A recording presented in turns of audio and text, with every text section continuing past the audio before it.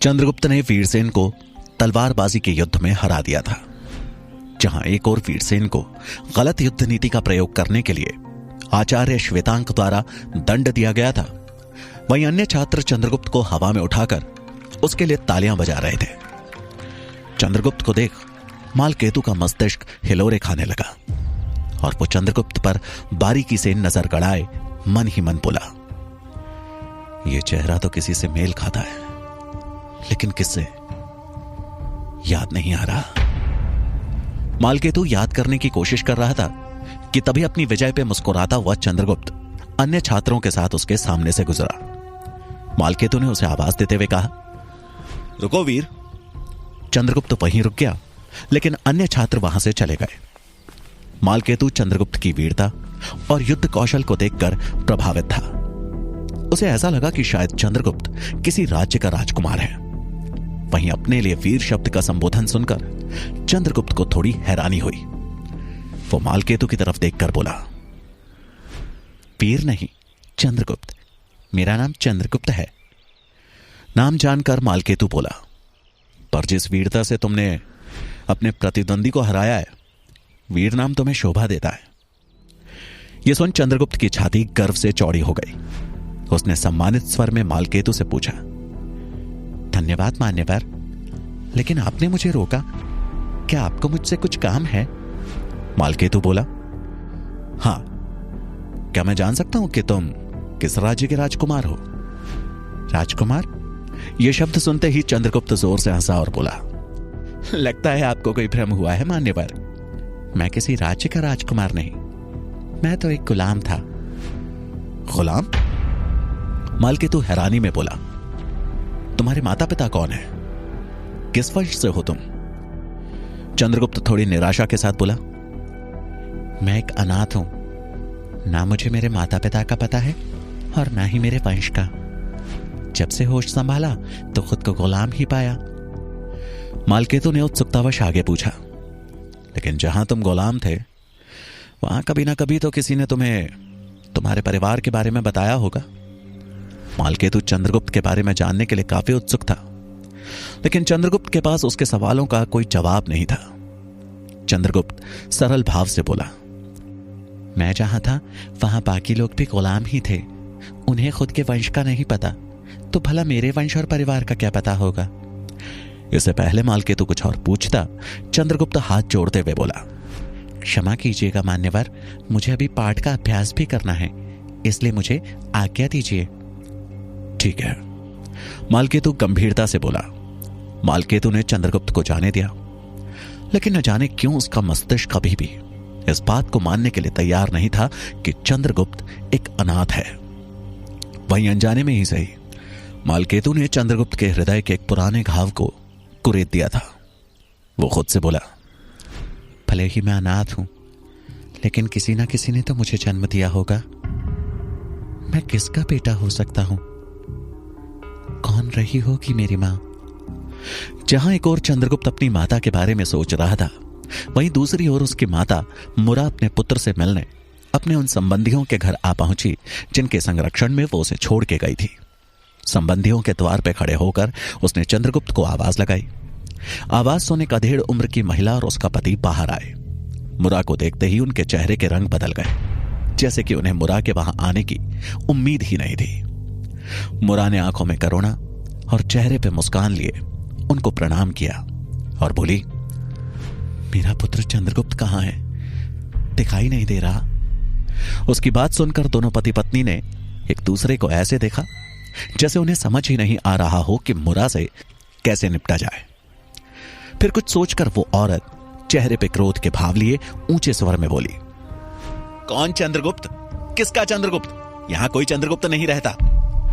मुरा ने यह सुना तो अवाक रह गई और बोली, ये आप क्या कह रहे हैं? चंद्रगुप्त मेरा पुत्र, जिसे मैं आप लोगों के पास छोड़कर गई थी, कहां है वो? औरत जैसे पीछा छुड़ाते हुए बोली, हमें नहीं पता वो कहां है। मुरा ने यह सुना तो उसकी आंखों से आंसू छलक आए। वो उनके पास आकर उनके पैरों में गिर पड़ी और उनसे करुण स्वर में विनती करते हुए बोली, ऐसा न कहे, आप मेरे अपने हैं। यदि मुझसे कोई भूल हुई है तो आप मुझे दंड दीजिए, पर मेरे साथ ऐसा मजाक मत करिए।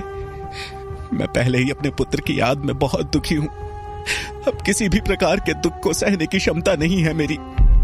यह सुनकर वो औरत मुरा को खुद से दूर छिड़कते हुए क्रोध भरे स्वर में बोली, हमारे पास और कोई काम नहीं है जो तुमसे मजाक करेंगे। जब कह दिया कि तुम्हारा पुत्र यहां नहीं है तो क्यों हमारा समय बर्बाद कर रही हो? अब मुरा से रहा नहीं गया। आंखों में आंसू और चेहरे पे रोष लिए वो बोली, यहां नहीं है तो कहां गया? मैं कई साल पहले उसे यहां आपके पास छोड़कर गई थी। बताओ मुझे, कहां है मेरा पुत्र, मेरा चंद्रगुप्त? बेच दिया हमने उसे। उस औरत के साथ खड़ा वो आदमी कठोरता से बोला, जो अब तक चुप था। यह सुनते ही मुरा ने आश्चर्य से पूछा, ये क्या कह रहे हैं आप? सही कह रहे हैं हमने उसे कुछ वर्ष पहले 20 स्वर्ण मुद्राओं के बदले बेच दिया था। अब वो कहां है, क्या कर रहा है, हमें नहीं पता। ये सुनते ही मुरा धड़ाम से जमीन पे गिर पड़ी। उसे लगा जैसे किसी ने सैकड़ों बिजलियां एक साथ उस पे गिरा दी हो। उसने उन दोनों की तरफ देखा और चिल्लाते हुए बोली, ऐसा कैसे कर सकते हैं आप? एक मां से उसके पुत्र को कैसे अलग कर सकते हैं आप? उसकी बात सुनकर वो औरत क्रोध में गरजते हुए बोली, अरे वाह, जब पुत्र को यहां अकेला छोड़कर गई थी तब ये ख्याल नहीं आया था, और अब हमसे प्रश्न कर रही हो? जाओ, निकल जाओ यहां से, वरना धक्का देकर निकाल देंगे। उसके बाद वो औरत अपने पति की तरफ देखते हुए बोली, चलो जी यहां से, हमें खेतों में भी जाना है, इसे यहीं रहने दो, कब तक इसका रोना सुनेंगे? वो दोनों मुरा को अकेला वहीं छोड़ निकल गए। मुरा बदहवास सी हालत में वहीं पड़ी अपने पुत्र को याद करने लगी। कहां होगा मेरा पुत्र? इधर तक्षशिला में आचार्य चाणक्य के कक्ष में राजहंस ने गुप्त रूप से प्रवेश कर आचार्य चाणक्य को प्रणाम किया। उसे देखकर आचार्य चाणक्य ने पूछा, किसी को तुम पे संदेह तो नहीं हुआ? नहीं आचार्य, मैंने ऐसी कहानी सुनाई कि संदेह की कोई गुंजाइश ही नहीं है। राजहंस ने उत्साहित स्वर में जवाब दिया। ठीक है। आचार्य चाणक्य गंभीर स्वर में बोले, किंतु ध्यान रहे कि तुम्हें हमेशा सतर्क रहना है। जी आचार्य, राजहंस ने आत्मविश्वास के साथ कहा। आचार्य चाणक्य ने आगे पूछा, और कोई विशेष सूचना? आचार्य गजानन से मिलकर तुम्हें कुछ संदेहास्पद लगा?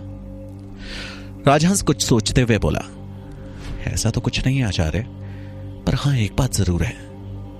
मगध के राजकुमार पब्बत के साथ आया सैनिक मालकेतु भी आचार्य गजानन का सेवक और विश्वास पात्र बन चुका है। आचार्य गजानन ने मुझे स्वयं उसके साथ मिलकर काम करने के लिए कहा है। यह सुनते ही आचार्य चाणक्य अचंभित हो गए, क्योंकि एक रात्रि पहले मालकेतु पब्बत को ढूंढते हुए गुप्त कक्ष तक आ पहुंचा था। लेकिन अपनी चिंता छिपाते हुए आचार्य बोले, ठीक है, तुम सतर्क रहना, और आचार्य गजानन के साथ साथ उस मालकेतु पर भी दृष्टि जमाए रखना। राजहंस प्रणाम करते हुए बोला, जी आचार्य, अब मैं चलता हूं। आचार्य चाणक्य ने उसे इशारे से वहां से जाने की अनुमति दी। राजहंस चुपके से उस कक्ष से बाहर निकल गया और सोचने लगा। जैसे ही मैंने मालकेतु का नाम लिया, आचार्य चाणक्य के चेहरे के भाव बदल गए। हो ना हो, दाल में अवश्य कुछ काला है। ये मालकेतु चीज क्या है, पता लगाना ही पड़ेगा। कक्ष के भीतर बैठे आचार्य चाणक्य भी मालकेतु के विषय में ही सोच रहे थे। वो खुद से ही बात करते हुए बोले, एक साधारण सैनिक को आचार्य गजानन का सेवक बनने में भला क्या लाभ? मालकेतु के विषय में कुछ तो ऐसा है जो मुझे नहीं मालूम है, पता लगाना होगा। आचार्य चाणक्य और राजहंस जहां मालकेतु के बारे में सोच रहे थे, वहीं मालकेतु अब तक पूरे तक्षशिला का निरीक्षण कर चुका था और वहां होने वाले क्रियाकलापों और प्रमुख आचार्यों के बारे में जितनी हो सके उतनी महत्वपूर्ण जानकारी हासिल कर चुका था। अपना निरीक्षण पूरा कर वो अपने कक्ष की ओर बढ़ ही रहा था कि तभी उसके कानों में कुछ छात्रों की आपस में हो रही बातें पड़ी। चंद्रगुप्त ने वीरसेन को क्या पटकनी थी, उसका सारा घमंड चूर करके रख दिया, एक छात्र ने उत्साह के साथ कहा। दूसरा छात्र बोला, चंद्रगुप्त सच में शूरवीर है, मुझे तो अभी भी वीरसेन का चेहरा याद आ रहा है। मुझे तो लगा था कि कहीं वीरसेन आज मैदान में रो ही ना दे। उसकी बात सुनकर अन्य छात्र हंसने लगे। मालकेतु भी उनकी बातों को सुनकर मुस्कुराता हुआ उन छात्रों के पीछे पीछे चल रहा था। तभी एक छात्र बोला, आचार्य चाणक्य सही कहते हैं, चंद्रगुप्त सच में सम्राट बनने योग्य है। हाँ, तभी तो आचार्य चाणक्य स्वयं उसके हर प्रशिक्षण पर दृष्टि रखते हैं, दूसरे छात्र ने तपाक से कहा। अन्य छात्र भी उस छात्र की बातों पे सहमति जताने लगे, लेकिन यह सुनते ही मालकेतु के कान खड़े हो गए। वो मन ही मन बोला, चाणक्य चंद्रगुप्त के बारे में ऐसा विचार रखता है।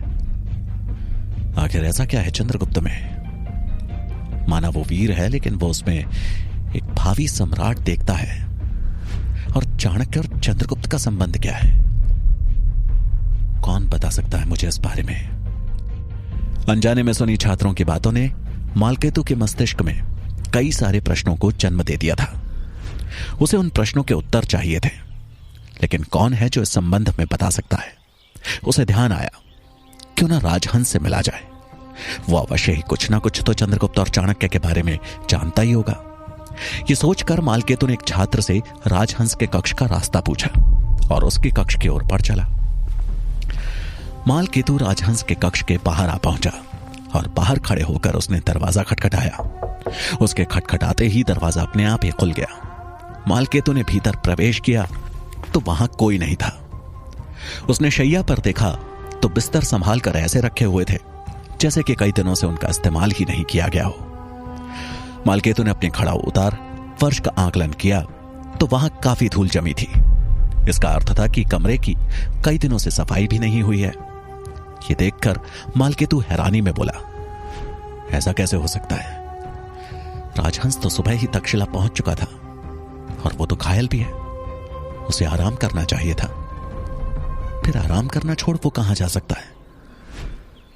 कहीं राजहंस कुछ छिपा तो नहीं रहा? मालकेतु का राजहंस पे संदेह बढ़ता जा रहा था, लेकिन उसके पास कोई ठोस सबूत नहीं था। मालकेतु के मन मस्तिष्क में राजहंस और चंद्रगुप्त को लेकर कई सवालों ने जन्म ले लिया था। वहीं उसके साथ हुई बात के बाद चंद्रगुप्त भी परेशान होकर अपनी मां के बारे में सोच रहा था। अपने पाठ का अभ्यास करते हुए उसने मिट्टी से बने पाटले पे मां शब्द लिख दिया था। वो बड़े प्यार से उस शब्द की तरफ देख रहा था कि तभी वीरसेन अपने साथियों के साथ अभ्यास कक्ष में आ पहुंचा। वीरसेन के चेहरे पे चंद्रगुप्त को लेकर क्रोध साफ दिखाई दे रहा था। उसकी आंखें गुस्से के मारे लाल हुई पड़ी थी, लेकिन अपने क्रोध को काबू में करते हुए वो अपने साथियों के साथ चंद्रगुप्त के ठीक बगल में आ खड़ा हुआ। अभ्यास कक्ष में उपस्थित अन्य छात्र इस बात से भयभीत हो गए कि कहीं वीरसेन अपने साथियों के साथ मिलकर चंद्रगुप्त को नुकसान न पहुंचा दे। वहीं इन सबसे बेखबर चंद्रगुप्त अपने ही सवालों में खोया हुआ था।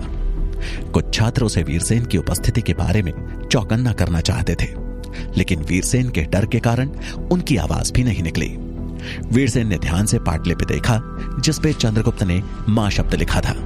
यह देखते ही वीरसेन बोला, मित्रों, देखा आप लोगों ने? सम्राट चंद्रगुप्त अपनी माता। अरे नहीं नहीं नहीं। अपने कानों पे हाथ लगाकर क्षमा मांग लगभग तंज कसते हुए वीरसेन बोला, राजमाता को याद कर रहे हैं। यह सुन वीरसेन के मित्र जोर जोर से हंसने लगे।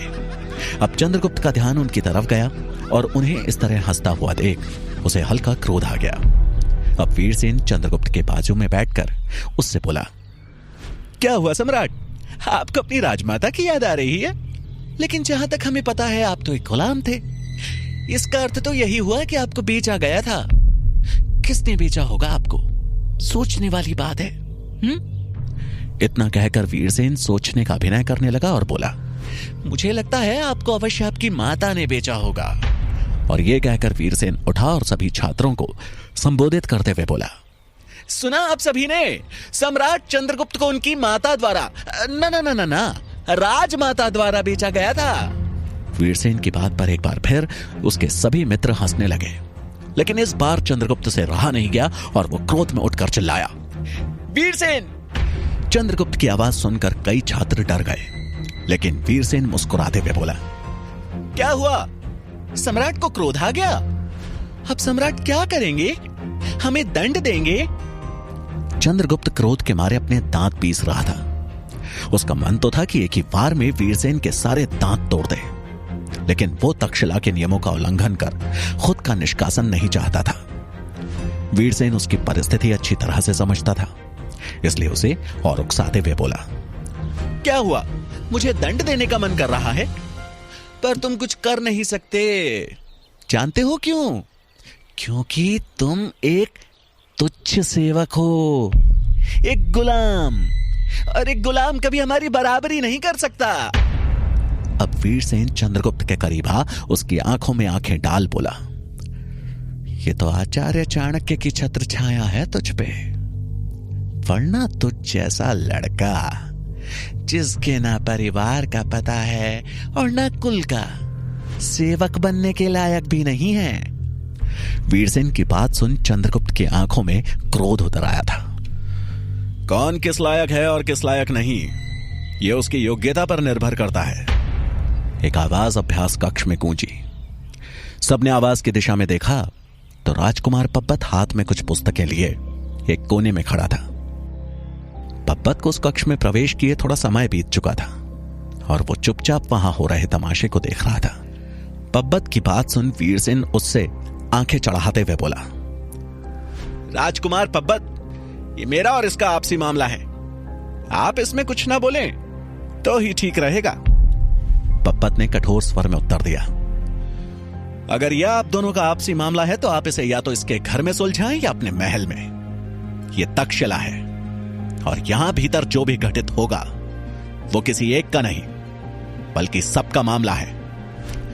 चंद्रगुप्त ने राजकुमार पब्बत की तरफ देखा तो उसे एहसास हुआ कि उसने महाराज धनानंद के बारे में जितना भी सुना था, पब्बत उसके बिल्कुल विपरीत था।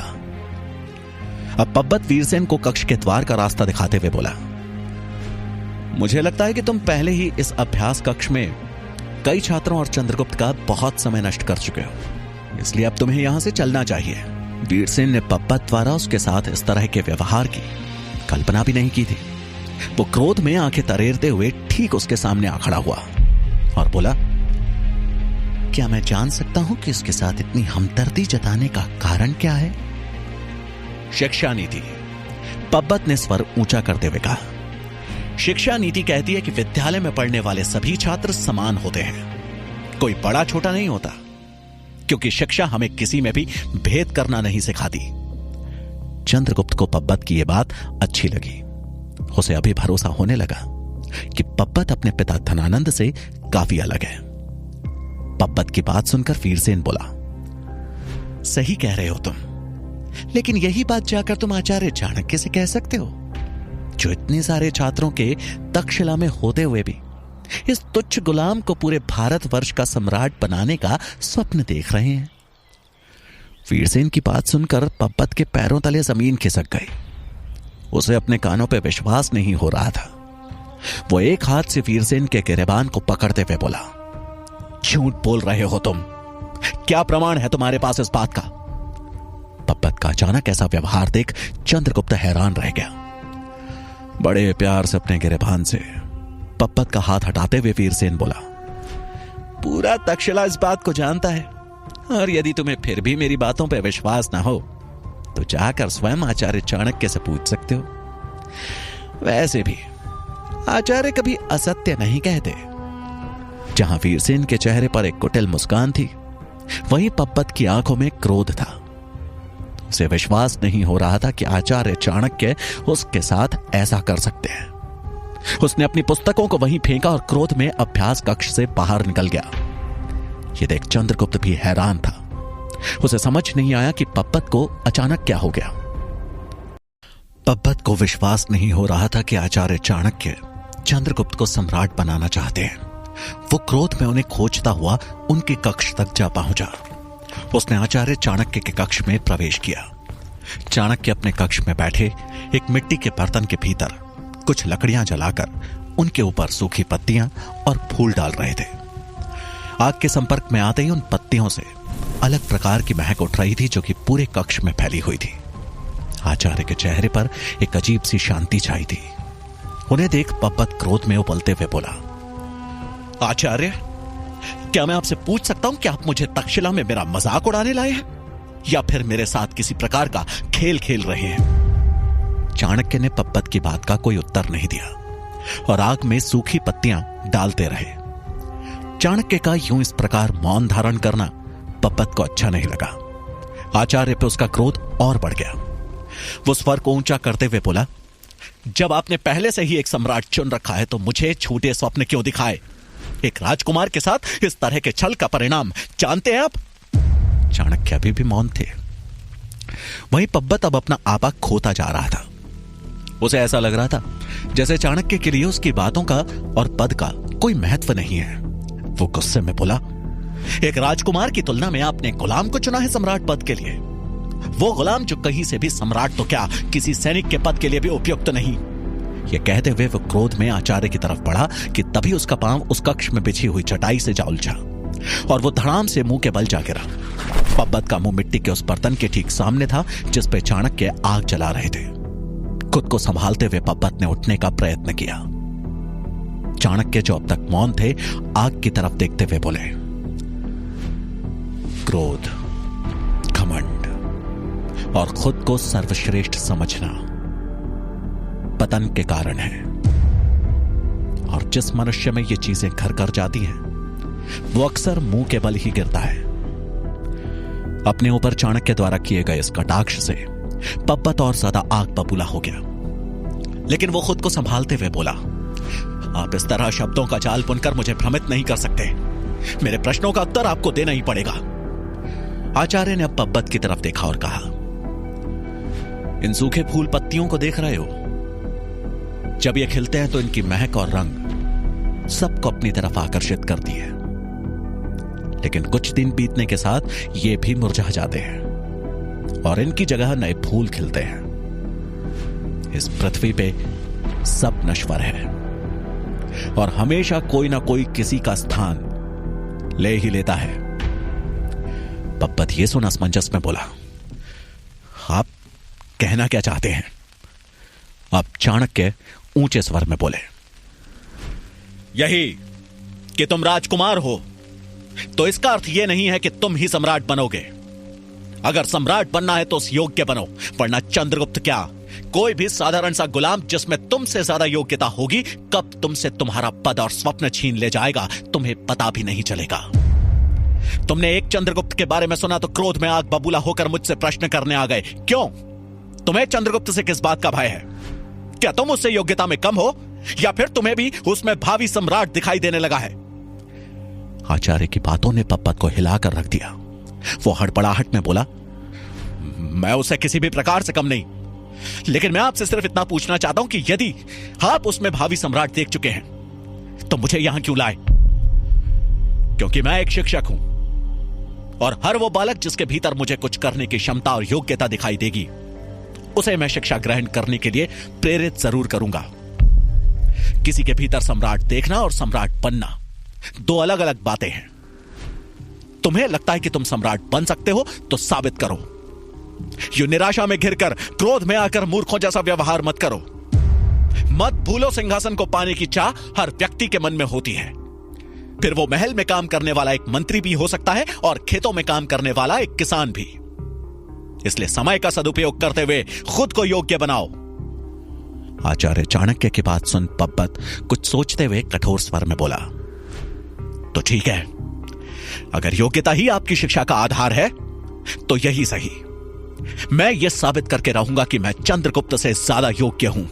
यह कहकर पब्बत तेज कदमों से चाणक्य के कक्ष से बाहर निकल गया। उसके जाते ही चाणक्य खुद से बात करते हुए बोले, मेरे लक्ष्य में रुकावटें बढ़ने लगी हैं और आगे आने वाला सफर किसी बड़े तूफान से कम नहीं होने वाला।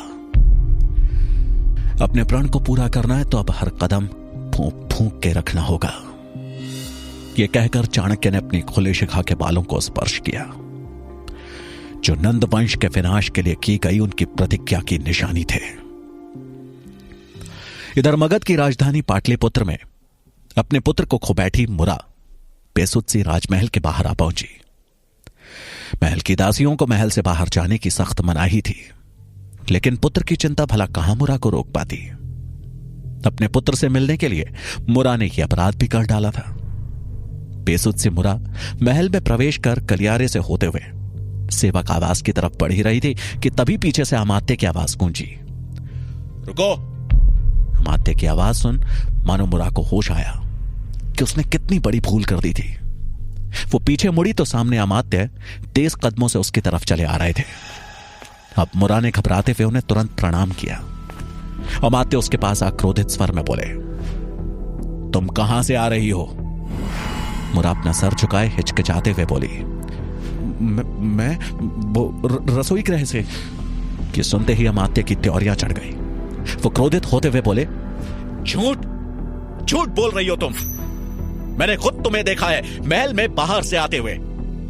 ये सुन मुरा सन्न रह गई। उसे समझ में नहीं आया कि अब वो क्या करे। अमात्य क्रोध में गरजते हुए बोले, तुम्हें मालूम है ना दासियों का महल से बाहर जाना मना है? फिर क्यों गई थी बाहर? बताओ, किसने अनुमति दी तुम्हें महल से बाहर जाने की? मुरा अंदर से जैसे कांपने से लगी। उसे अब कोई जवाब नहीं सूझ रहा था, लेकिन तभी एक जोरदार आवाज गूंजी, मैंने। अमात्य और मुरा ने आवाज की दिशा में देखा तो मंत्री शंभुनाथ एक तरफ से चले आ रहे थे। वो अमात्य के पास आकर बोले, इसे मैंने अपने एक निजी कार्य से बाहर भेजा था। यह सुनते ही अमात्य की आंखों में क्रोध उतर आया। वो शंभुनाथ के ठीक सामने खड़े होकर उनकी आंखों में आंखें डालकर बोले, आप ऐसा कैसे कर सकते हैं?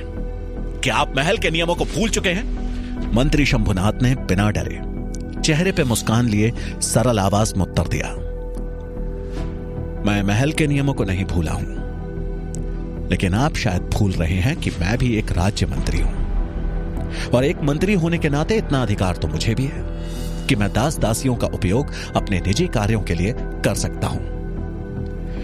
अमात्य ने शंभुनाथ से इस तरह के उत्तर की आशा नहीं की थी।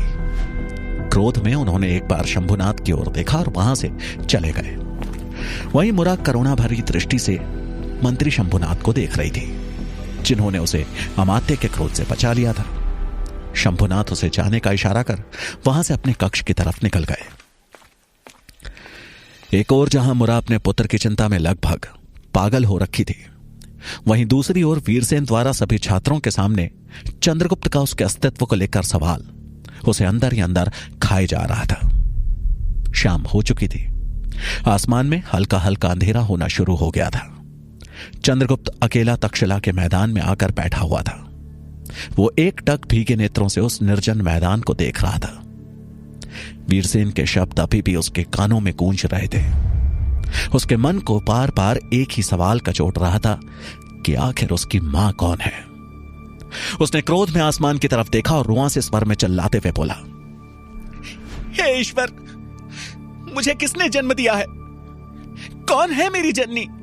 मुझे उससे मिलना है। ये कहते कहते वो चुप हो गया। उसके होठ कांपने लगे।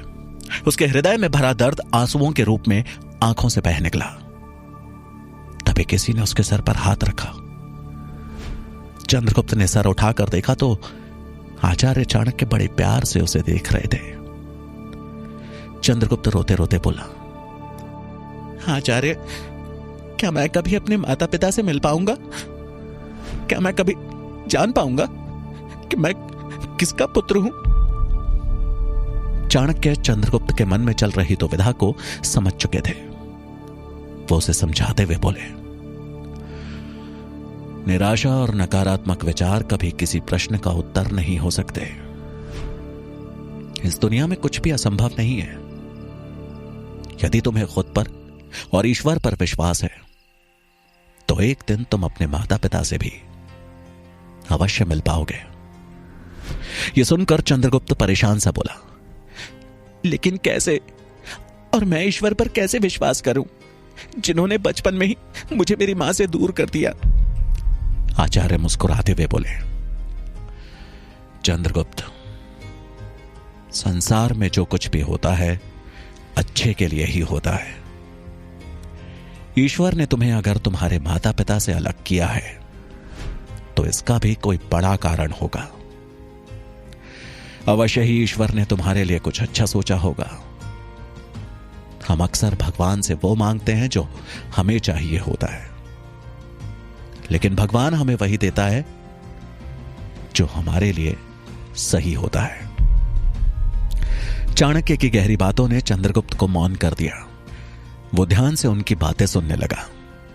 आचार्य आगे बोले, याद करो, जब तुम एक गुलामी का जीवन जी रहे थे, तब कभी तुमने सोचा था कि तुम तक्षशिला में आकर शिक्षा ग्रहण कर पाओगे?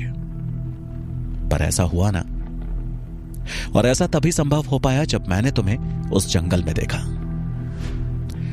यदि उस समय तुम अपने माता पिता या किसी अन्य परिजन के साथ होते तो संभवतः तुम मुझे कभी नहीं मिल पाते और ना मैं तुम्हें कभी तक्षशिला लेकर आ पाता, है ना? चाणक्य की बात पर चंद्रगुप्त ने हामी भरी। चंद्रगुप्त, मायूस होने से अच्छा है कि तुम अपने भीतर एक उम्मीद जिंदा रखो कि जिस दिन जिस पल तुम तक्षशिला से शिक्षा पूरी करके निकलोगे, तुम अपने माता पिता को खोजने का प्रयास करोगे। और विश्वास करो, जब तुम एक योद्धा बनकर अपनी मां के पास पहुंचोगे तो उन्हें तुम पे सबसे ज्यादा गर्व होगा। आचार्य चाणक्य की बातों का चंद्रगुप्त पर बहुत गहरा असर हुआ। वो अपने आंसू पोंछते हुए बोला, आचार्य, आप ठीक कह रहे हैं। अब मैं अपने लक्ष्य से पीछे नहीं हटूंगा और माता पिता को गौरवान्वित करूंगा। जहां चंद्रगुप्त के चेहरे पर आत्मविश्वास था तो वहीं चाणक्य के चेहरे पर संतोष का भाव था। इधर मगध के राजमहल में शंभुनाथ अपने कक्ष में बैठे थे। तभी मुरा ने उनके कक्ष के बाहर आते हुए अंदर प्रवेश करने की अनुमति मांगी। अनुमति मिलते ही मुरा शंभुनाथ के सामने आ उन्हें प्रणाम करते हुए बोली, महामंत्री जी, आपने मेरी सहायता की, उसके लिए आपका बहुत बहुत धन्यवाद। क्षमा चाहती हूं, लेकिन क्या मैं आपकी इस तरह मदद करने का कारण जान सकती हूं? यह सुनकर शंभुनाथ हल्की मुस्कुराहट के साथ बोले, मदद सिर्फ कारण जानकर नहीं की जाती। यह तो मानव धर्म है कि मुसीबत में पड़े व्यक्ति की हर संभव मदद करनी चाहिए, जब तक कि वो कोई बड़ा अपराधी ना हो। शंभुनाथ के विचार सुनकर मुरा उनसे प्रभावित होते हुए बोली, लेकिन फिर भी मैं एक साधारण दासी हूं। तब शंभुनाथ गंभीर होते हुए बोले, तुम भले ही साधारण हो, लेकिन जिस कार्य के लिए तुम महल से बाहर गई थी वो कार्य अवश्य ही असाधारण रहा होगा, वरना तुम अपने प्राणों को यूं संकट में न डालती। मुरान की बात पे सहमति जताते हुए बोली, जी मंत्री जी। शंभुनाथ उत्सुक स्वर में बोले, क्या मैं तुम्हारे महल से इस तरह बाहर जाने का कारण जान सकता हूं? यह सुन मुरा की आंखों से आंसू छलक आए। वो रुंधे गले से बोली, मेरा पुत्र। क्या हुआ तुम्हारे पुत्र को? शंभुनाथ ने हैरानी में पूछा।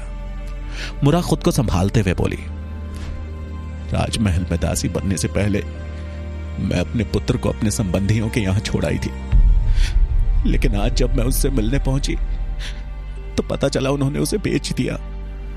यह सुनकर शंभुनाथ अचंभित रह गए। बेच दिया? वो भला ऐसा कैसे कर सकते हैं? शंभुनाथ अवाक से बोले। मुरा चिंतित स्वर में बोली, मैंने भी उनसे यही कहा तो कहने लगे कि अगर तुम्हें उसकी इतनी ही चिंता थी तो हमारे सर क्यों मड़कर गई थी? मेरी ही गलती है, मुझे अपने पुत्र को खुद से अलग करना ही नहीं चाहिए था। ये कहते कहते मुरा रोने लगी। उसकी हालत देख मंत्री शंभुनाथ का हृदय पिघल गया। वो उसे हिम्मत देते हुए बोले, अच्छा रोना बंद करो। क्या हुआ जो उन्होंने तुम्हारे पुत्र को बेच दिया? तुम उसकी खोज करो, हो सकता है वो तुम्हें जल्दी ही मिल जाए। शंभुनाथ की बात सुनकर मुरा खुद को संभालते हुए बोली, आप सही कह रहे हैं। क्या मैं आपसे एक और सहायता मांग सकती हूं? शंभुनाथ बोले, अवश्य, कहो, मैं तुम्हारी क्या सहायता कर सकता हूं। तब मुरा हाथ जोड़ते हुए बोली, आप बस मुझे मेरे पुत्र को खोजने में मेरी सहायता कर दीजिए, मैं जीवन भर आपकी ऋणी रहूंगी। शंभुनाथ कुछ सोचते हुए बोले, मुझे अपने पुत्र के बारे में कुछ बताओ। तुमने उसे कहां छोड़ा था और उसका नाम क्या है और वो कैसा दिखता है? तब मुरा थोड़ा उत्साह में बोली, पाटलिपुत्र से 50 योजन दूर एक गांव है जो तक्षशिला जाने वाले मार्ग पे पड़ता है। मैंने उसे वही छोड़ा था। मेरा पुत्र दिखने में कुछ कुछ मेरी ही शक्ल का है, गोरा रंग और चंद्रमा के समान चंचल, मेरा पुत्र चंद्रगुप्त।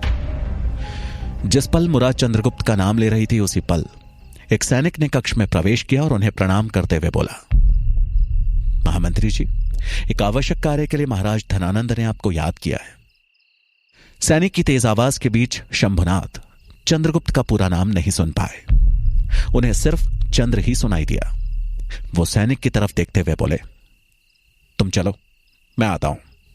और फिर मुरा की तरफ मुड़कर वो उसे भरोसा दिलाते हुए बोले, मुझसे जो भी बन पड़ेगा तुम्हारे पुत्र को खोजने के लिए मैं करूंगा। अब तुम निश्चिंत होकर महल में जाकर अपना कार्य करो। मुरा शंभुनाथ का आभार व्यक्त कर वहां से चली गई। वो अब थोड़ा निश्चिंत थी।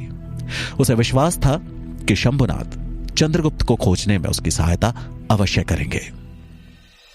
इधर तक्षशिला में चंद्रगुप्त को आचार्य चाणक्य की बातें सुनकर काफी राहत मिली थी।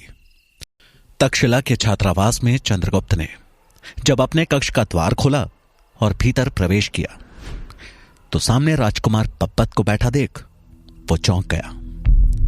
पब्बत की आंखों से अंगारे बरस रहे थे। चंद्रगुप्त को वहां देख पब्बत कर्कश स्वर में बोला, आओ सम्राट चंद्रगुप्त, आओ। बहुत देर से मैं तुम्हारी प्रतीक्षा कर रहा हूं। आज हम यह फैसला करके रहेंगे कि हम दोनों में सम्राट बनने के लिए कौन ज्यादा योग्य है। चंद्रगुप्त हैरानी से पब्बत को देख रहा था, जिसके नथुने क्रोध के कारण फूल रहे थे। उसे देखकर ऐसा लग रहा था मानो कोई भूखा भेड़िया बड़ी देर से अपने शिकार की प्रतीक्षा कर रहा हो। चंद्रगुप्त को पब्बत का इस तरह उस पर क्रोध करना ठीक नहीं लगा। इससे पहले कि वो पब्बत से कुछ पूछ पाता या उसे समझा पाता, पब्बत अपने स्थान से उठा और घात लगाए जानवर की तरह उस पर टूट पड़ा। अपने ऊपर अचानक हुए इस हमले से चंद्रगुप्त संभल नहीं पाया और लड़खड़ा कर नीचे गिर पड़ा। उसके नीचे गिरते ही पब्बत फुर्ती से उसके ऊपर बैठ गया और उसके चेहरे पर एक जोरदार वार किया। चंद्रगुप्त के मुंह से एक आह निकल गई। पब्बत उसे उकसाते हुए बोला, क्या हुआ सम्राट, दर्द हो रहा है? मुझे भी हो रहा है। यहां अपने हृदय की ओर इशारा करते हुए पब्बत बोला, जब से पता चला है कि आचार्य चाणक्य तुम्हें सम्राट बनाना चाहते हैं, अब मुझसे युद्ध करो, नहीं तो जाकर कह दो आचार्य से कि तुम सम्राट बनने योग्य नहीं हो। पब्बत को देखकर ऐसा लग रहा था मानो चंद्रगुप्त उसका जन्म जन्मांतर का दुश्मन हो। इस बीच वहां हो रहे शोर को सुनकर छात्रावास के सभी छात्र वहां एकत्रित हो गए। पब्बत को चंद्रगुप्त पर यूं पागलों की तरह वार करता देख सारे छात्र हैरान थे, जबकि वीरसेन और उसके मित्रों को इस लड़ाई को देखने में सबसे ज्यादा आनंद आ रहा था। चंद्रगुप्त समझ चुका था कि पब्बत के सिर पर खून सवार है, इसलिए अब उसे उसके वारों का जवाब देना ही होगा। पब्बत के अगले वार को चंद्रगुप्त ने एक हाथ से हवा में ही रोक लिया और दूसरे हाथ से उसकी छाती पे इतना तेज प्रहार किया कि वो छिटक कर दीवार से जा टकरा। लेकिन पब्बत ने हिम्मत नहीं हारी और वो दुगनी शक्ति से चंद्रगुप्त पे वार करने के लिए आगे बढ़ा। चंद्रगुप्त के मन में पब्बत के लिए आदर और सम्मान समाप्त हो चुका था और दोनों एक योद्धा की तरह आमने सामने थे। देखते ही देखते दोनों के बीच भयंकर द्वंद्व युद्ध छिड़ गया। चंद्रगुप्त पब्बत पर भारी पड़ने लगा था। अगले ही पल पब्बत की गर्दन चंद्रगुप्त के हाथों में थी और इससे पहले कि वो उसकी गर्दन पर अपना अगला वार करता, किसी ने चंद्रगुप्त के हाथों पे छड़ी से तेज प्रहार किया। चंद्रगुप्त की पकड़ ढीली हो गई। मौका पाकर पब्बत ने खुद को उसकी पकड़ से आजाद करा लिया और उस पर पलटवार करने के लिए झपटा, लेकिन तभी छड़ी का अगला वार उसके हाथों पे हुआ। दोनों ने छड़ी मारने वाले की तरफ देखा तो सामने आचार्य श्वेतांक खड़े थे। उन्हें देखते ही दोनों ने लड़ना बंद कर दिया और अपना सर झुका आचार्य के सामने खड़े हो गए। आचार्य श्वेतांक उन दोनों को डांटते हुए ऊंचे स्वर में बोले, क्या तुम दोनों ये भूल चुके हो कि इस वक्त तुम दोनों तक्षशिला के छात्रावास में हो? यदि तुम दोनों को युद्ध करने की इतनी इच्छा है तो जाओ, जाकर छात्रावास के बाहर लड़ो। यहां का वातावरण खराब करने की कोई आवश्यकता नहीं है। दोनों बिना कुछ बोले सर झुकाए उनकी डांट सुन रहे थे। आचार्य श्वेतांक ने क्रोध में बरसते हुए आगे कहा, तुम दोनों को इस गलती का दंड अवश्य मिलेगा। मैं अभी जाकर आचार्य चाणक्य को इसकी सूचना देता हूं, वही तुम दोनों का दंड तय करेंगे। क्षमा आचार्य। दोनों ने एक साथ आचार्य श्वेतांक से क्षमा मांगी। क्षमा? क्षमा अब आचार्य चाणक्य से मांगना। यह कहते हुए आचार्य श्वेतांक वहां से जाने लगे, लेकिन जाते जाते वो फिर से उनकी ओर मुड़े और बोले, अगर अब दोबारा तुम दोनों ने किसी भी प्रकार की ओछी हरकत की तो अपना निष्कासन पक्का समझना। याद रहे, कोई तुम्हें बचा नहीं पाएगा। आचार्य श्वेतांक के वहां से जाते ही पब्बत चंद्रगुप्त को आंखें दिखाते हुए बोला, आज तो तुम बच गए, लेकिन ज्यादा दिनों तक नहीं बच पाओगे। यह लड़ाई अधूरी रही, लेकिन जल्द ही मैं इसे समाप्त करूंगा। यह कहकर पब्बत वहां से चला गया। इस बीच बाकी छात्र भी अपने कक्ष की ओर जाने लगे। चंद्रगुप्त वहां खड़ा हैरान था कि यह सब अचानक क्या हो गया, लेकिन वीरसेन इस घटना को देख मन ही मन मुस्कुरा रहा था, क्योंकि उसकी नजर में चंद्रगुप्त का एक और शत्रु तक्षशिला में आ चुका था। इधर मगध की राजधानी पाटलिपुत्र में चंद्रगुप्त की याद में मुरा बेसुध हालत में राजमहल के अपने दैनिक कार्य निपटा रही थी। वो महल की फर्श को साफ कर रही थी, लेकिन उसका सिर्फ शरीर पाटलिपुत्र में था। आत्मा तो कहीं और ही भटक रही थी। उसे रह रहकर अपने पुत्र चंद्रगुप्त की चिंता सता रही थी। जाने कहां होगा मेरा चंद्र, कैसा होगा? हे महादेव, कहां खोजूं मैं अपने बच्चे को? वो जहां भी हो उसकी रक्षा करना महादेव, उसकी रक्षा करना। वो मन ही मन भगवान से अपने पुत्र के लिए विनती किए जा रही थी। वो अपने पुत्र की चिंता में इतना ज्यादा खोई हुई थी कि उसे ध्यान ही नहीं रहा कि महल के जिस गलियारे को वो साफ कर रही है, राजा धनानंद उसी गलियारे से गुजर रहे हैं। मुरा की पीठ राजा धनानंद की ओर थी, इसलिए वो उन्हें देख नहीं पाई। धनानंद मदिरा के नशे में चूर गिरते पड़ते उस गलियारे से गुजरते हुए अपने कक्ष की ओर बढ़ रहे थे। उन्हें भी वहां पे सफाई करती हुई मुरा दिखाई नहीं दी। धनानंद जब मुरा के बिल्कुल समीप आ पहुंचे, तभी मुरा काम खत्म करके अपनी जगह से अचानक उठी और उसकी टक्कर राजा धनानंद से हो गई। धनानंद लगभग गिरते गिरते बचे। महाराज धनानंद को सामने देख मुरा घबरा गई। डर के मारे उसका शरीर कांपने लगा। उसने तुरंत अपना चेहरा ढक लिया और क्षमा मांगते हुए बोली, महाराज मुझे क्षमा कर दीजिए, मुझसे बहुत बड़ी भूल हो गई जो मैंने आपको देखा नहीं।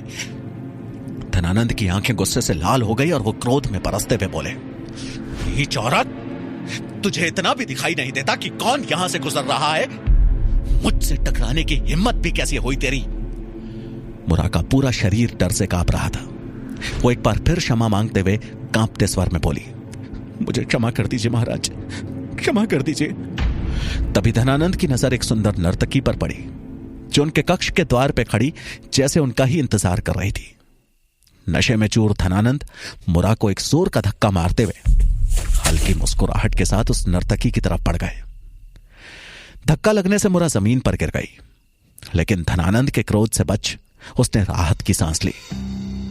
उसकी आंखों से आंसू निकल आए। दीवार के सहारे बैठकर वो मन ही मन बोली, पुत्र चंद्रगुप्त, तुम कहां हो? बस एक बार तुम मुझे मिल जाओ, फिर हम दोनों इस मगध साम्राज्य से कहीं दूर चले जाएंगे। पुत्र वियोग की पीड़ा अब मुरा के लिए दिन प्रतिदिन असहनीय बनती जा रही थी। जहां मुरा अपने पुत्र से मिलने के लिए व्याकुल थी, वहीं चंद्रगुप्त की सच्चाई जानने के लिए मालकेतु भी बहुत व्याकुल हो रहा था। लेकिन उससे ज्यादा वो ये जानने के लिए व्याकुल था कि कहीं राजहंस कहीं कोई खेल तो नहीं खेल रहा है। मालकेतु इसी उधेड़पुन में आचार्य गजानन के कक्ष में आ पहुंचा और उन्हें प्रणाम करते हुए संशय भरे स्वर में बोला, आचार्य, आप कुछ भी कहें, लेकिन मुझे राजहंस की बातों पर विश्वास नहीं है। उसकी बात सुनकर गजानन स्वर ऊंचा करते हुए बोले, तुम बेकार ही उस पर संदेह कर रहे हो। वो मेरा बहुत अच्छा और विश्वास पात्र सेवक है। मैंने तुमसे पहले ही कहा था कि अगर संदेह है तो प्रमाण प्रस्तुत कर दो। आचार्य की बात सुन मालकेतु कुछ सोचते हुए बोला, हो सकता है आप सही कह रहे हो, लेकिन कुछ तो है जो वो हमसे छिपा रहा है। रही बात प्रमाण की, तो मैं उससे मिलने उसके कक्ष में गया था, लेकिन वहां के हाल देख समझ आ रहा था कि राजहंस विश्राम करने के बजाय कहीं और ही है। यह सुनकर आचार्य गजानन तंज कसते हुए बोले, तक्षशिला तुम्हारी सोच से बहुत बड़ा है मालकेतु। यहां कक्षों की कमी नहीं है, वो किसी और कक्ष में भी तो आराम कर सकता है। क्या तुमने उसे सभी कक्षों में खोजा? मालकेतु के पास इस बात का कोई जवाब नहीं था, लेकिन फिर भी उसने आचार्य से विनती करते हुए कहा, यदि आपकी अनुमति हो तो मैं उसकी एक छोटी सी परीक्षा लेना चाहूंगा, ताकि मेरा संदेह दूर हो सके। क्या करूं? हूं तो एक सैनिक ही, आदत से मजबूर हूं, सहज ही किसी पर विश्वास नहीं होता मुझे। मालकेतु की बात सुन आचार्य गजानन मन ही मन सोचने लगे, यह अगर इतना जोर दे ही रहा है तो राजहंस की परीक्षा लेने में कोई बुराई नहीं है। इससे इसका संदेह भी मिट जाएगा और राजहंस की मेरे प्रति वफादारी भी प्रमाणित हो जाएगी। पर अगर इसका संदेह सही निकला तो? अभी आचार्य गजानन सोच ही रहे थे कि तभी मालकेतु की दृष्टि द्वार पे पड़ी। उसने राजहंस को कक्ष की ओर आते हुए देख लिया। जैसे ही राजहंस कक्ष के द्वार पे पहुंचा, मालकेतु आचार्य गजानन से इस तरह बातें करने लगा जैसे कि कोई बहुत ही महत्वपूर्ण सूचना दे रहा हो। आचार्य गजानन उसका इशारा समझ चुके थे। मालकेतु धीरे से किंतु राजहंस को सुनाते हुए आचार्य गजानन से कहने लगा, यह बात 100% सत्य है आचार्य। मेरी सूचना मिलने के बाद मगध से एक तीरंदाज तक्षशिला के लिए निकल चुका है। वो कल सवेरे तक्षशिला में होगा और कल सुबह ही जब चाणक्य स्नान के लिए नदी में जाएगा तो फिर वहां से वापस लौट कर नहीं आएगा। कक्ष के द्वार पे खड़े राजहंस ने जब यह सुना तो उसके कान खड़े हो गए। उसने कक्ष के भीतर प्रवेश किया और आचार्य गजानन का अभिवादन करते हुए बोला, प्रणाम आचार्य। राजहंस की तरफ देखकर आचार्य गजानन ने इस प्रकार व्यवहार किया जैसे उन्हें उसके आने का आभास ही ना हुआ हो। वह बोले, अरे राजहंस, तुम कब आए? राजहंस बोला, बस अभी अभी। और उसके बाद उसने मुस्कुराकर मालकेतु की तरफ देखा।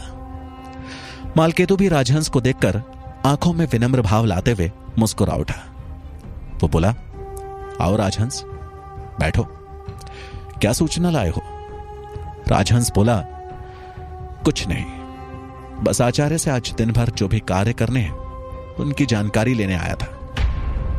यह कहकर राजहंस आचार्य गजानन के सामने बैठ गया और उनसे आज किए जाने वाले कार्यों की जानकारी लेने लगा। राजहंस उनके सामने इस प्रकार व्यवहार कर रहा था जैसे उसने उन दोनों की बातें सुनी ही ना हो, लेकिन आचार्य को मारने की उनकी बात उसके कानों में गूंज रही थी। वो अंदर से बेचैन था। वहीं मालकेतु राजहंस के मन में चल रही उधेड़पुन को भांप रहा था। वो मन ही मन मुस्कुरा रहा था क्योंकि उसने अपनी चाल चल दी थी। अब देखना यह था कि राजहंस पे उसका संदेह सही है या गलत। इधर तक्षशिला के सेवा कक्ष में चंद्रगुप्त बैठा अपने घावों को देख रहा था कि तभी सुकेतु बनी सुकन्या एक कटोरी में लेप लेकर आई और उसे चंद्रगुप्त के घावों पर लगाने लगी।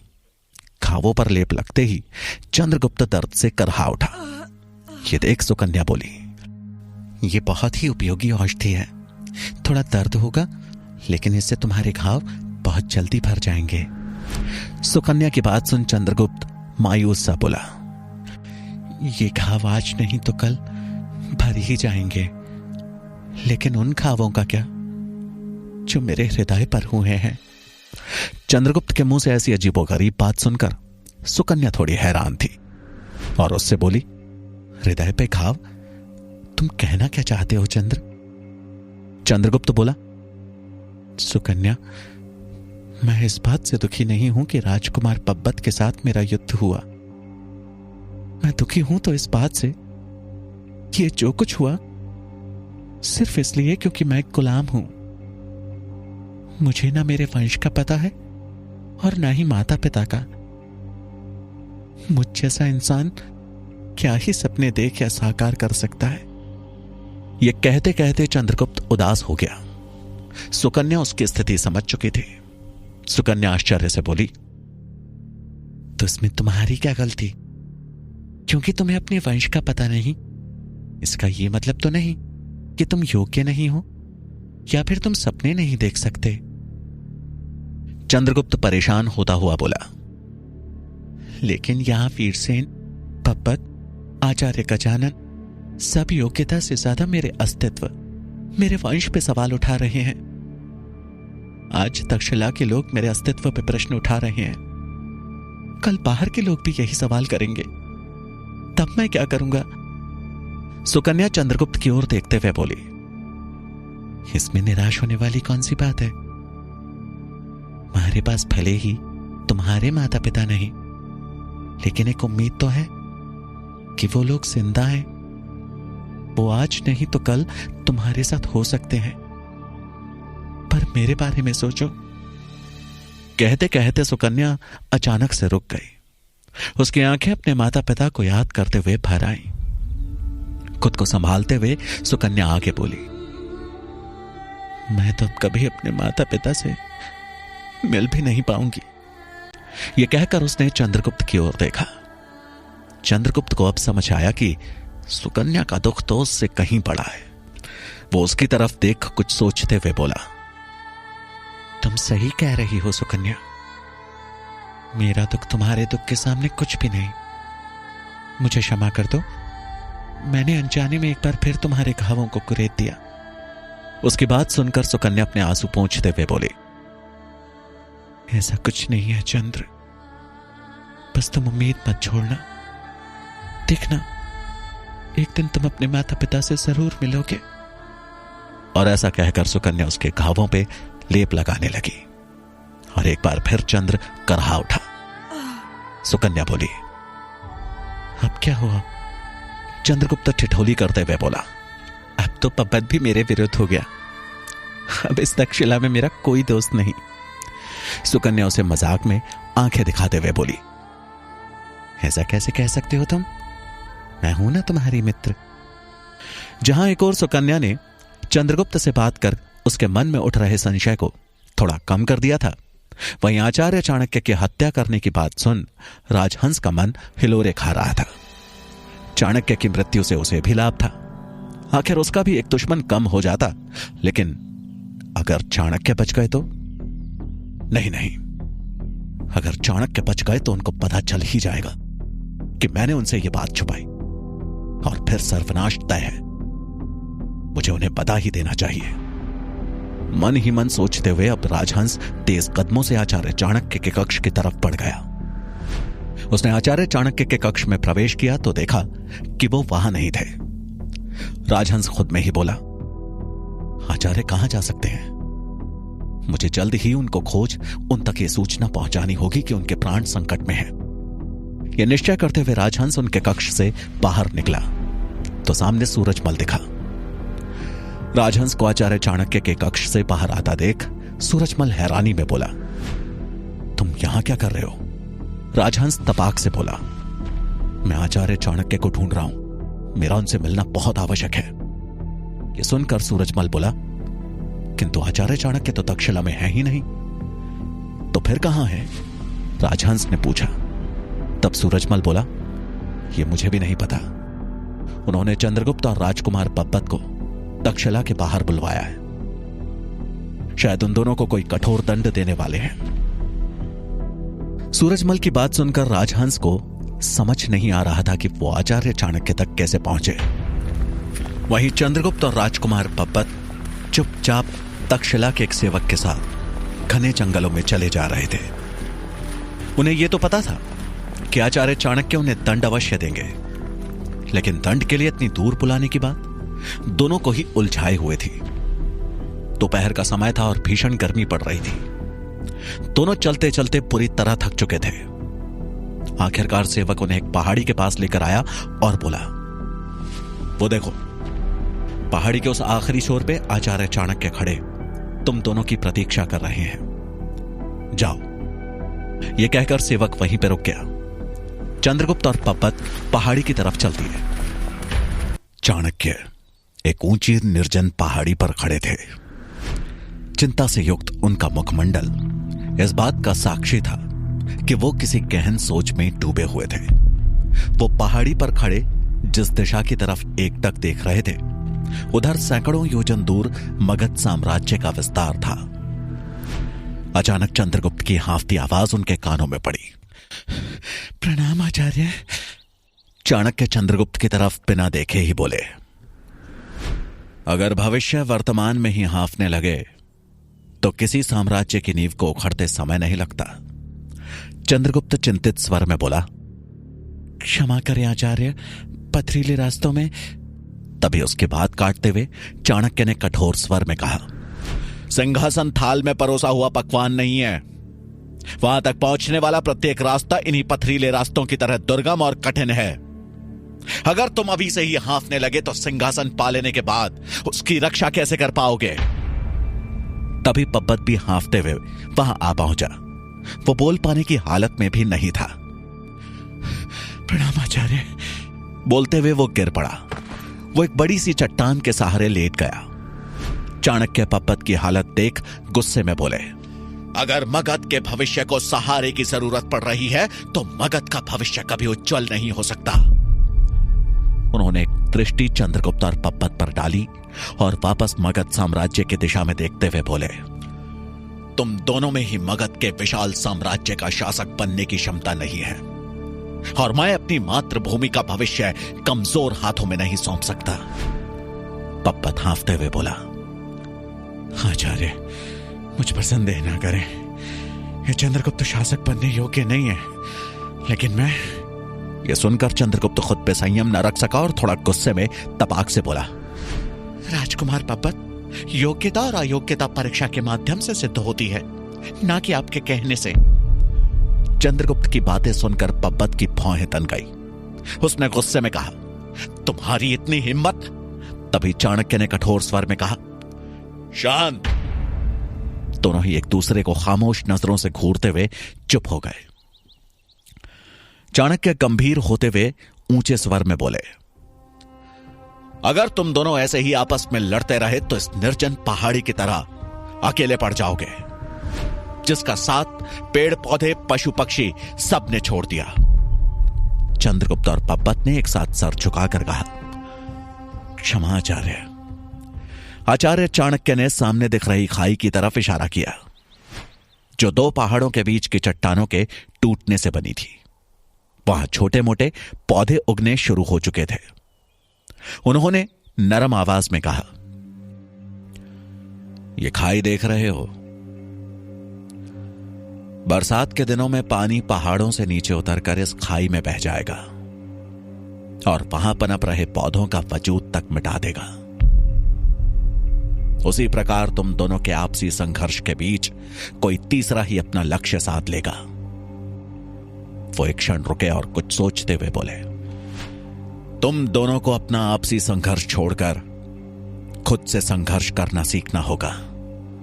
अपने मन मस्तिष्क पर विजय प्राप्त करनी होगी। खुद को साम्राज्य की रक्षा करने के योग्य बनाना होगा। किसी से श्रेष्ठ होने के बजाय खुद श्रेष्ठ बनो। मानसिक और शारीरिक दोनों रूप से श्रेष्ठतम मनुष्य ही मगध साम्राज्य का शासक बनने की क्षमता रखता है।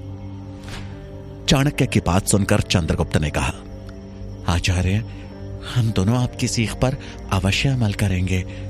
चाणक्य ने उन दोनों की तरफ देखते हुए कहा, तुम दोनों जा सकते हो, लेकिन ध्यान रहे, अगर मुझे दोबारा ऐसी सूचना मिली तो नियम तोड़ने वाले से मेरा रिश्ता भी हमेशा के लिए टूट जाएगा। पब्बत और चंद्रगुप्त ने आचार्य चाणक्य को प्रणाम किया और वहां से जाने लगे। चंद्रगुप्त पर चाणक्य की बातों का प्रभाव दिख रहा था, लेकिन इसके ठीक विपरीत पब्बत पर उनकी बातों का कोई असर नहीं दिखा। उसने आगे चल रहे चंद्रगुप्त को घूर कर देखा और मन ही मन बोला, आचार्य कुछ भी कहे, तुम्हें तो मैं नहीं छोड़ूंगा चंद्रगुप्त। भले ही मैं सामने से तुमसे ना लड़ूं, पर तुम्हारे रास्ते में इतनी रुकावटें खड़ी कर दूंगा कि तुम खुद ही सम्राट बनने का स्वप्न छोड़ वापस अपने मालिक के पास गुलामी करने लौट जाओगे। यह सोचते हुए पब्बत चंद्रगुप्त से आगे बढ़ गया। पब्बत के हाव भाव देख चंद्रगुप्त समझ गया कि आचार्य की बातों का पब्बत पे कोई प्रभाव नहीं हुआ है। इधर चाणक्य अभी भी मगध राज्य की दिशा की ओर ही देखे जा रहे थे। जहां एक ओर पब्बत और चंद्रगुप्त की लड़ाई ने चाणक्य को चिंतित कर दिया था, वहीं मगध के राजमहल में महारानी अपने कक्ष में थी, भले ही आईने के सामने, लेकिन उनका मन कहीं और ही लगा था। उनके पीछे खड़ी मुरा उनके बालों में सुगंधित तेल से मालिश कर रही थी। कुछ सोचते हुए महारानी ने मुरा से कहा, तुम्हें पता है पुत्र वियोग कैसा होता है? कितना दर्द होता है, कितना कठिन होता है पुत्र को महल की सुख सुविधा को त्यागते देखना। मुरा बगैर कुछ बोले बालों में मालिश करती रही। महारानी फिर बोली, तुम्हें कैसे पता होगा? तुम एक दासी हो ना, और तुम्हारा पुत्र भी एक दास होगा। भला दासियों को महल की सुख सुविधा का क्या अनुमान होगा? तुम मेरा दर्द नहीं समझ सकती। कल तक मेरा राजकुमार इस नरम मखमली सेज पर सोता था, और आज पता नहीं वो किस हाल में जी रहा होगा, क्या खाता होगा, कहां सोता होगा, किस हाल में होगा मेरा लाल। बोलते बोलते महारानी की आंखें भर आई। इधर तेल मालिश कर रही मुरा की हालत तो महारानी से भी बदतर थी। महारानी को यह तो पता था कि उनका बेटा कहां है, लेकिन मुरा तो अपने चंद्रगुप्त के बारे में कुछ भी नहीं जानती थी। लेकिन वो किससे अपना दुख बांटती? वो अपने दुख को अपने अंदर ही समेटे चुपचाप अपना काम कर रही थी कि तभी द्वार से एक दासी कक्ष में आई और बोली, महारानी, महामंत्री अमात्य आपसे मिलने की अनुमति चाहते हैं। अमात्य का नाम सुनते ही महारानी की आंखें चमक उठी। उन्होंने अपने आंसू पोंछते हुए कहा, अमात्य जरूर पब्बत की सूचना लाए होंगे, अब मुझसे और इंतजार नहीं होता। उन्होंने दासी से कहा, अनुमति है, उन्हें अति शीघ्र अंदर भेजो। दासी ने सर झुकाकर उनका अभिवादन किया और बाहर जाकर अमात्य को महारानी का संदेश दिया। कुछ क्षण बाद ही अमात्य ने महारानी के कमरे में प्रवेश किया। अंदर आते ही उनकी नजर महारानी के पीछे खड़ी मुरा पर गई। उन्होंने मुरा को घूर कर देखा और महारानी के सामने सर झुकाकर बोले, महारानी की जय हो। सोने के मुकुट पर मोर पंख ही शोभा देते हैं, ना कि काग के पंख। महारानी अमात्य का इशारा समझ गई और हाथ के इशारे से मुरा से बोली, एकांत। मुरा सर झुकाकर उस कमरे से बाहर निकल गई। अमात्य उसे अंतिम क्षणों तक जाते हुए देखते रहे। उसके जाने के तुरंत बाद महारानी खुशी से बोल पड़ी, अमात्य, राजकुमार पब्बत ठीक तो है ना? कैसा है वो दुबला तो नहीं हो गया है? अब क्या सूचना लाए, मुझे शीघ्र बताएं, अब मुझसे और नहीं रहा जा रहा। अमात्य ने निराशा जताते हुए कहा, महारानी, मुझे अभी राजकुमार पब्बत की कोई भी सूचना प्राप्त नहीं हुई है। मैं कल सवेरे ही एक सैनिक को तक्षशिला भेजूंगा और उम्मीद है उसके माध्यम से जल्दी हमें राजकुमार के हालचाल मिल जाएंगे। महारानी का चेहरा फिर से उदास हो गया। उन्होंने रूखे स्वर में कहा, फिर आप यहां किस काम से आए थे? अमात्य ने कहा, महारानी, मैं आपको आगाह करने आया था कि थोड़ा सावधान रहें, किसी पर भी भरोसा ना करें। राजमहल कांटों से भरा पड़ा है, कोई भी कांटा चुभ सकता है। मैंने आपके कक्ष के बाहर 2 अतिरिक्त सैनिकों को खड़ा कर दिया है। महारानी पुदपुदाते हुए बोली, जिसके हृदय पर उसके पुत्र वियोग का कांटा चुभा हो, उसे दूसरा कांटा क्या दर्द देगा? अमात्य बोले, महारानी, मैं आपका दर्द समझ सकता हूं, लेकिन विश्वास रखिए, बहुत जल्द आपको राजकुमार पब्बत की कुशलता का समाचार प्राप्त होगा। फिलहाल मैं अभी प्रस्थान की आज्ञा चाहूंगा। महारानी ने बिना कुछ कहे सिर्फ हाथ से जाने का इशारा किया और अमात्य कक्ष से बाहर निकल गए। मुरा वहीं कुछ दूरी पर एक खंबे के पीछे खड़ी अमात्य की बातों को सुनने का प्रयास कर रही थी। कक्ष से बाहर निकलते ही अमात्य के पास एक गुप्तचर दौड़ते हुए आया और हांफते हुए बोला, महामंत्री जी, मैं कब से आपकी खोज में था। एक महत्वपूर्ण सूचना है शंभुनाथ के बारे में। अमात्य आश्चर्य से बोले, शंभुनाथ? उन्होंने एक नजर अपने आसपास दौड़ाई और फिर धीरे से बोले, क्या नहीं, मेरे कक्ष में चलो। इतना बोलकर वो तेज कदमों से अपने कक्ष की तरफ बढ़े और वो गुप्तचर भी उनके पीछे पीछे चल दिया। मुरा, जो खंबे के बगल से सब सुन रही थी, गुप्तचर के मुंह से शंभुनाथ का नाम सुनकर चौंक गई। उसने खुद से हैरानी पूर्वक कहा, मंत्री शंभुनाथ? उनके बारे में क्या सूचना है? वो कहीं संकट में तो नहीं? मुझे पता करना होगा कि ये गुप्तचर क्या सूचना लाया है। इतना बोलकर वो भी हल्के कदमों से उनके पीछे जाने को आगे बढ़ी ही थी कि तभी महारानी ने उसे वापस अपने कक्ष में बुला लिया। मुरा को ना चाहते हुए भी कक्ष में वापस जाना पड़ा।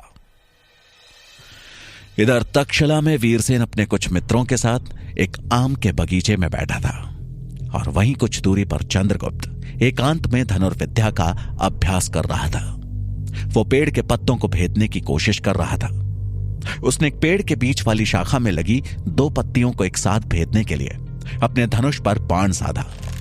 वीरसेन के एक मित्र ने उसकी तरफ इशारा करते हुए कहा, वीरसेन, तुम्हें क्या लगता है, क्या चंद्रगुप्त पत्ती को भेद पाएगा? वीरसेन अहंकार भरे स्वर में बोला, नहीं, कभी नहीं। आचार्य श्वेतांक ने अभी इसकी शिक्षा नहीं दी है। तभी चंद्रगुप्त के धनुष से तीर सनसनाता हुआ छूटा और उन दोनों पत्तियों को बीचों बीच भेदने के साथ साथ वीरसेन के अहंकार को भी भेद गया। वीरसेन का वो मित्र हंसते हुए बोला, गुरुकुल में भले ही शिक्षा ना दी गई हो, लेकिन चंद्रगुप्त ने कहीं से सीख जरूर ली है। यह सुनकर वीरसेन के बाकी मित्र भी हंसने लगे।